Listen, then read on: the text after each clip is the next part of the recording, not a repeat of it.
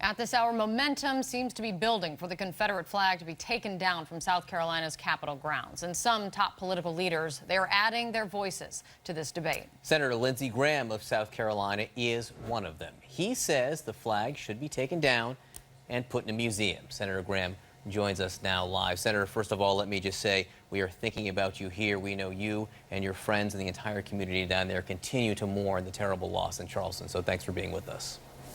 My pleasure. The families of the victims are the most amazing people I've ever met in my life. How they could confront the killer of their loved ones and say, I love you and I'm praying for you, it just amazes me.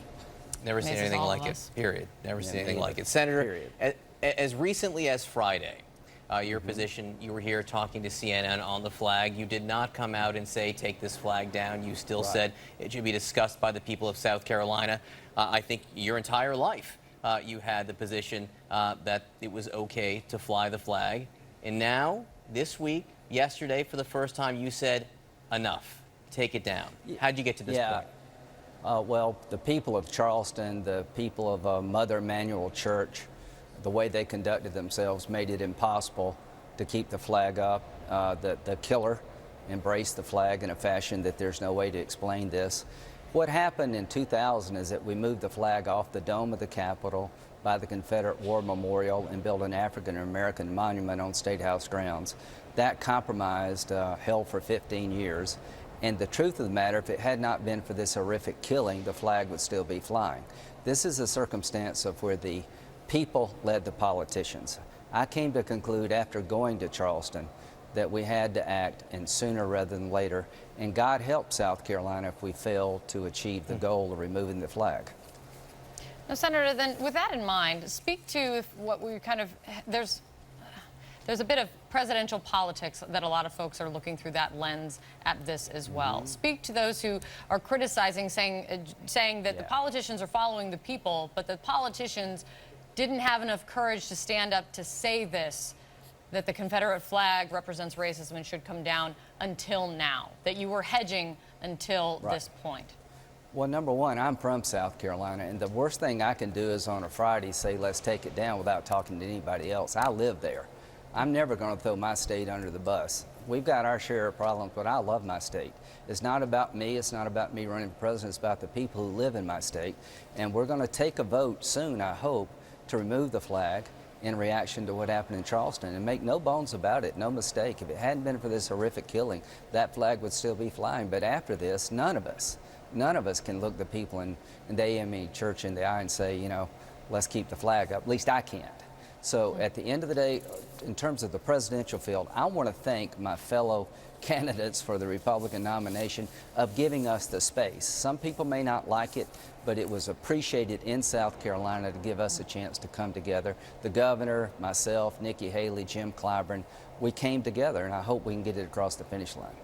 Senator, you just said God help South Carolina if we fail to achieve the goal of removing the flag. The Charleston paper is keeping a vote count right now on both sides of the legislature. And right now, they don't have the committed votes. There are a lot of people who aren't calling back and saying they've decided yet, but they don't have the votes to remove the flag. So why is that? And two, what are you going to do to change those numbers? Well, what I was trying to say Friday is that it was time to revisit it. I'm a politician. I count votes. I'm not in the State House, so I haven't had a chance to count votes. But I wanted to make sure we could get the right answer. It was clear to me that the flag could not fly after this horrific killing in honor of those who conducted them so well. I mean, if they're brave enough to look the killer in the eye, I certainly should be brave enough to say, let's remove the flag and honor them. But at the end of the day, you know, I hope we've got the votes. To anybody thinking about voting no, here's what it means.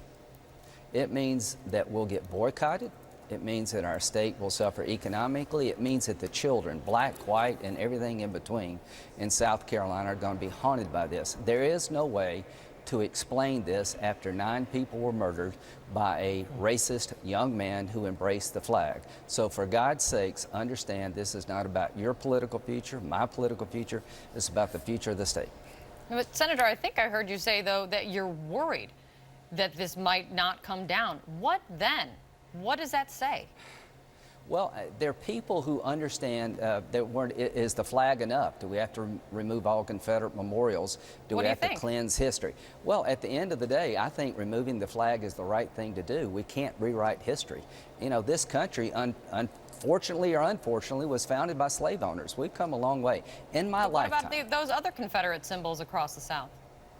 Well, if I were in Mississippi, I would vote to change the flag.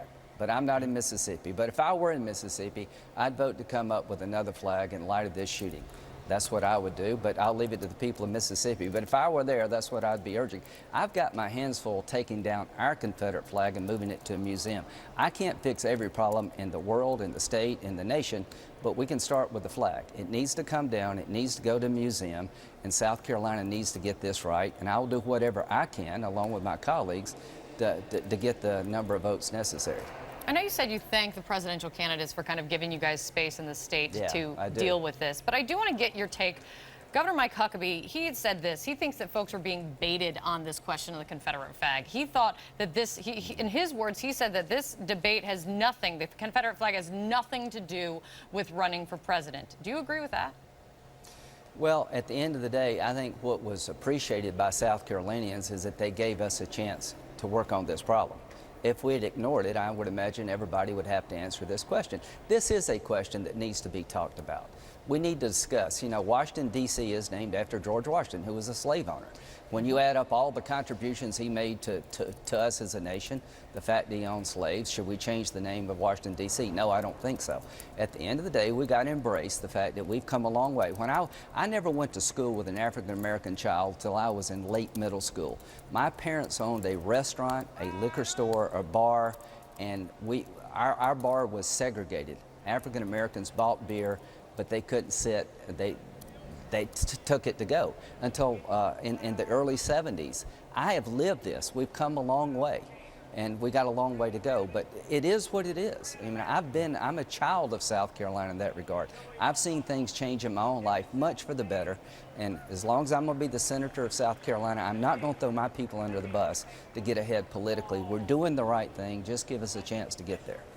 Senator Lindsey Graham, thanks so much for being with us again. We are thinking about you and the people of your state. He said he's come a long way. The state's come a long way over the years. This is an important issue to have your voice on, It's Senator. come a long way in a week. Thank you. Yeah. I mean, I think as the senator just said, I mean, I don't think the state was anywhere near this just a few days ago. So Yeah. The thanks very people much. brought us here. The people of Charleston brought us here.